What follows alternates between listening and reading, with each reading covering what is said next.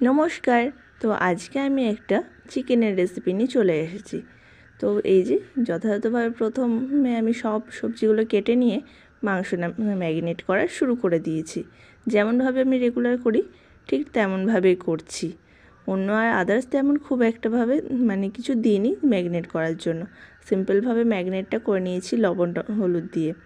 তো আজকের রেসিপিটা একটু অন্যরকমভাবে করব ভেবেছিলাম, যে সবজি দিয়ে মাংসটা কেমন লাগে সেটা দেখার জন্য।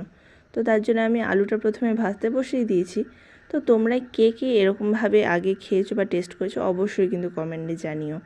তো আমি কিন্তু প্রথমবার এরকমভাবে করছি, আর আমার বাড়ির সবাইও তাই, যে এর আগে এরকম করে খায়নি। তো আমি ভেবেছিলাম হয়তো এক্সট্রা কোনো টেস্ট লাগবে, বাট রান্নাটা করার পর আমি যেটা খেয়ে বুঝলাম, তো অরিজিনাল রিভিউ এটা, যে আমি রেগুলার বেসিসে যে মাংসটা করে থাকি যেভাবে, তো ঠিক ওটার থেকে ওটার থেকে ভালো হয়েছে সেটা আমি বলবো না, মোটামুটি হয়েছে।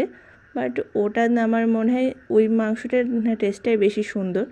তো যার যার নিজের চয়েস, এটা আমি আমার তরফ থেকে একটা সুন্দরভাবে রিভিউ দিলাম। শুধু গ্রেভিটাই বেশি হয় এটাই, তাছাড়া কিছুই না। আর সময়টাও যথেষ্ট বেশি লেগেছে এটাই আমার, এই গ্রেভিটা করতে গিয়ে। ওটাই বলছে আমার সময়টা কম লাগে।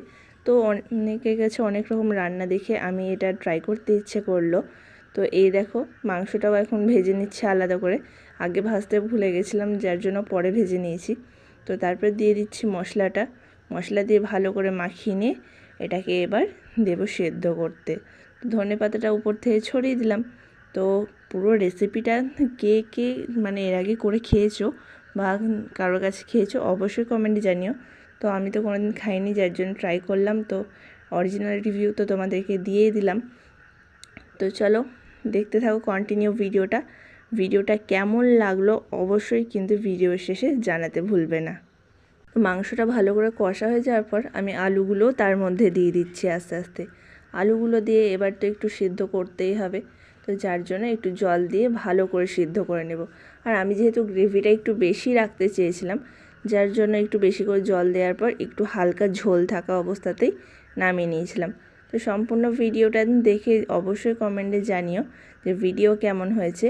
আর এরকম ধরনের আরও ভিডিও দেখতে চাইলে অবশ্যই কমেন্টে জানিও। আর নেক্সট তোমরা কি রান্না দেখতে চাও সেটাও জানিও। আমার যদি জানা থাকে অবশ্যই ট্রাই করে তোমাদেরকে সঙ্গে শেয়ার করব।